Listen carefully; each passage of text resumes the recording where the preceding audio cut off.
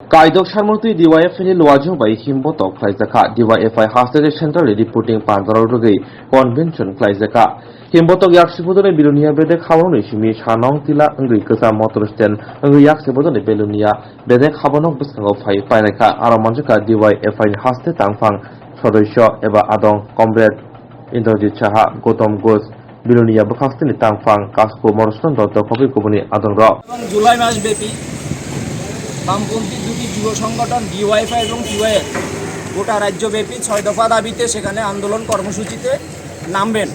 আজকে তার আনুষ্ঠানিক উদ্বোধন আমাদের বিলোনিয়া বিভাগে সেটা শুরু হয়েছে। প্রথমে এই ৬ দফা দাবি সম্পর্কে আপনাদের সামনে আলোচনা করবেন আমাদের সংগঠনের রাজ্য সম্পাদক মণ্ডলীর সদস্য সোনামুড়া মহকুমা কমিটির সম্পাদক কমরেড ইন্দ্রজিৎ সাহা। কমরেড, আপনারা জানেন যে আজকে আমাদের ডিওয়াইফাই সারা রাজ্যব্যাপী ৬ দফা দাবিতে যুব আন্দোলন তৈরি করতে যাচ্ছে। কেন আমরা দেখছি যে বিজেপি সরকার 18 সালের পরে এ রাজ্যে যখন ক্ষমতা আসীন হয়েছেন, এ রাজ্যের 299টা প্রতিশ্রুতি দিয়ে যারা ক্ষমতায় এসেছেন তাদের প্রতিশ্রুতি আজকে একটা সেই মিথ্যা বাটপারে পরিণত হয়েছে। আমরা মনে করি ডিওয়াইফাই সেই প্রশ্নে আমরা ডিওয়াইফাই মনে করেছি আজকের দিনে গোটা রাজ্যে যেই ধরনের নেশার সাম্রাজ্য তৈরি হচ্ছে সেখানে নেশার সাম্রাজ্য বন্ধে প্রশাসনকে কোনো ধরনের ভূমিকা আমরা দেখছি না। দেখছি রাজ্যে আমাদের বেকার যুবক সম্পদ, এই যুব সম্প্রদায় সেখানে নেশায় আসক্ত হয়ে তারা সমাজ থেকে বিচ্ছিন্ন হয়ে যাচ্ছে। তো সেখানে সেই কাজটা বন্ধ করবার জন্য আমাদের রাজ্যের যে প্রশাসন রয়েছেন, পুলিশ প্রশাসন রয়েছেন, আরক্ষা দপ্তর রয়েছেন, সেখানে টাকার বিনিময়ে আমাদের সেই যুবকদের আজকের দিনে নেশার কবলে ঢেলে দিচ্ছে। আমরা মনে করছি ডিওয়াইফাই এই যদি কঠোর ব্যবস্থা না নেয় প্রশাসন, আমরা ডিওয়াইফাই আগামী দিনে রাস্তায় থাকতে বাধ্য।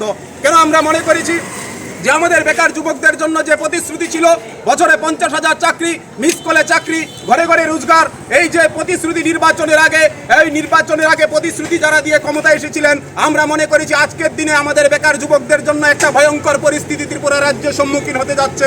আমরা মনে করছি এই রাজ্যের বেকার যুবকদের স্বার্থে ডিওয়াইফাই যদি এই সময়ের মধ্যে আমরা রাস্তায় না নামি আমাদের এই রাজ্যের বেকার যুবকরা ধ্বংসের দিকে চলে যাবে। সেই প্রশ্ন আমরা মনে করি এই রাজ্যে যে বছরে 50,000 চাকরি দেওয়ার প্রতিশ্রুতি ছিল সেখানে তার সেই তথ্য দপ্তর, তার সেই বিধানসভার মধ্য থেকে সেই যখন প্রাক্তন মুখ্যমন্ত্রী বিপ্লব দেব যখন সেখানে বিধানসভার মধ্যে বলছেন 21,000 চাকরি হয়ে গেছে, আর সেখানে তার তো শিক্ষামন্ত্রী রতনলাল নাথ বলছেন 4,000 সাড়ে 4,000 চাকরি হয়েছে। আর যদি এখন আমি সেখানে 14,000 শিক্ষা দপ্তরে চাকরি দিতে পারি, আমরা দেখছি তার দপ্তরের আরেক মন্ত্রী তথ্যমন্ত্রী সুশান্ত চৌধুরী বলছেন সেখানে 3,000 থেকে 3,500 চাকরি হয়েছে। আমরা বলছি এই বেকার যুবকদের সাথে যে গোটা গেম বাটপারি চলছে এর বিরুদ্ধে আমরা যুবকরা রাস্তায় নামতে চাই। আমাদের রাস্তায় হচ্ছে আমাদের মূল ঠিকানা, কারণ এই রাজ্য সরকারটা বেকার যুবকদের জন্য যেই ধরনের মিথ্যা প্রতিশ্রুতি দিয়ে ক্ষমতায় এসেছে তাদেরকে এই ক্ষমতা থেকে টেনে ইচ্ছে আমাদের নামাতে হবে। কেননা নাইলে পরে আমাদের রাজ্যের বেকার যুবকদের আমরা রক্ষা করতে পারবো না।